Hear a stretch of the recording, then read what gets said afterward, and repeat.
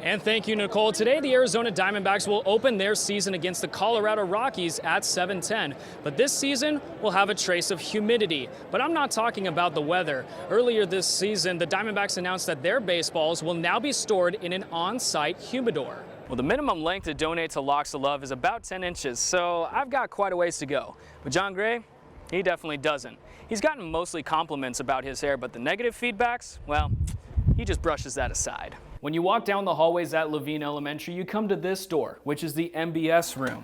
And when they walk in the room, a yoga mat awaits them, along with beautiful scenery to help them relax. There's also essential oils and smells with diffusers in the room as well.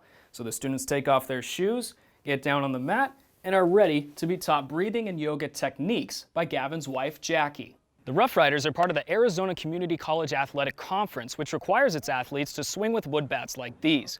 Now, head coach Ryan Kogel told me that the benefits to this are not only for big league development, but also safety. The number 25 can be seen on clubhouse nameplates, their hats, and their jerseys to commemorate the Rockies' time in the Mile High City. But for pitcher Jeff Hoffman, he said that this organization welcomed him from the start. Gonzalez told me that he was in a group chat with a few of his teammates who were in Puerto Rico at the time, but never heard from them after repeated messages. Now, outfielder Noel Cuevas was on the island when the hurricane struck, and he said the devastation is still felt. But who else had a heck of a game? Eno Benjamin.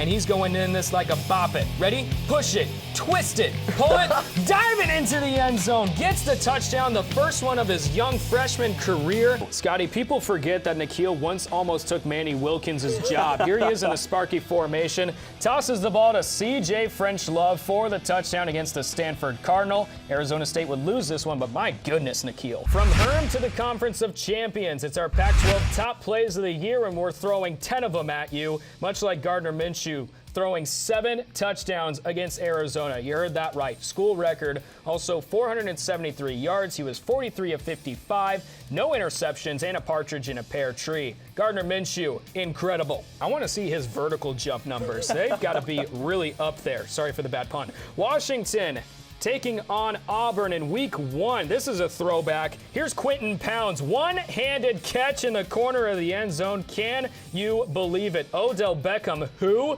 Who cares? It's Quentin Pounds. Some Territorial Cup action in Tucson, the 92nd meeting between these bitter rivals. And, well, there was a few fireworks to start off the day, even before the first kickoff. And Arizona exploded out to a 10-point lead, but then Manny Wilkins answers with this 58-yard dime to Brandon Ayuk. And then it really got good for the defense for Arizona State as redshirt freshman Tyler Johnson pounces on this fumble after the botched handoff. He recovers it for his offense, and then Eno Benjamin just does the rest. Rolls around and scores your go-ahead touchdown. After the PAT, it would be 40-41 in favor of the Devils, and this is where it got tense. Everyone holds their breath for the last-minute field goal from U of A, and it's up, but it's no good. Wide to the right of the goalpost, and the Sun Devils keep the cup in Tempe. Boy, what a fun matchup. Go beer here, water, peanuts, and Cracker Jacks. It's essential, at a ball game or not. Water is what makes life function. But the plastic from empty bottles can stack up. That's why Brewers pitcher Brent Suter took a stand. I've been kind of wanting to do it for a couple years now just because I've been using a reusable bottle for 5 years and I feel it can save. It's just an easy way to save a lot of plastic waste. So my cousin and I were sitting on the couch a couple years ago and we just made the hashtag #StrikeOutWaste and made the Twitter profile. We're like, you know, when the time is right, we can do this if we want to and get some bottles for everybody and see if they want to do the reusable water bottles. A study published in the journal Science in 2015 said that up to 13 million metric tons of plastic enter oceans each year. That's equivalent in weight to nearly 90 million baseballs. Suter's trying to do his part to get that number down. He tweeted a video asking teammates if they wanted to exclusively use reusable water bottles. His teammates were all in, from catcher Yasmani Grandal to even the skipper, Craig Counsell. I'm already on my 4th fill up, and it's only 8:45 in the morning, so it makes it easier for you to drink water. You kind of want to drink water so that you're using the product. When Nottingham came in and saw that there was water bottles, he was running to get one. He took a picture with Yasmani, and it's just it's great. I think everyone's like I said before, everyone's on board and enjoying it, and like you said, he's making a great cause.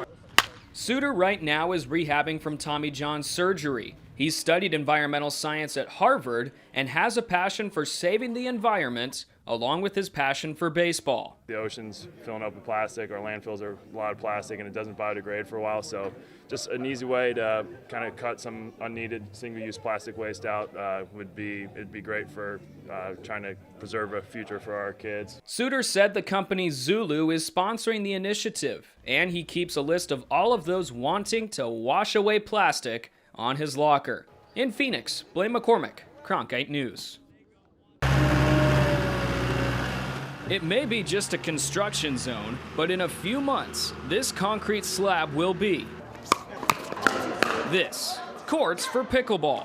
We have a lot of residents that are asking for pickleball courts. We have a lot of our residents that play pickleball, that love pickleball. It really is a community that's growing. According to a 2018 report from the Sports and Fitness Industry Association, over 3 million Americans participated in pickleball, an 11.3% rise from last year. I just have so much fun playing it. I've played lots of other racket sports for the last 30 years, but I'm having more fun playing pickleball than I've ever had playing any other racket sport. Pickleball is growing in popularity that even I'm going to get in on the action. And especially with this sport, it's easy to maneuver. And the best thing is, pickleball is adaptable for everyone to play. But I might need some more practice. I was playing in Bend, Oregon a couple years ago. This gentleman resurfaced a tennis court and changed it into a pickleball court. And now all his neighbors are playing, including when we were there, we saw one guy wearing an oxygen tank on his back playing pickleball. When the project is complete, the Tempe Sports Complex will feature 8 public pickleball courts, including 2 designed for players with disabilities. Quillard says the total cost to the city is $708,000. In Tempe, Blaine McCormick, Cronkite News. Did you see that? If not, let's rewind. That is Keston Hiura, an infield prospect for the Milwaukee Brewers. And yes, that's his swing. I'm happy that, over the years I've been able to keep the same swing and face better talent and challenge myself at the plate. So it's definitely a unique swing, different than others, but I take a lot of pride in it.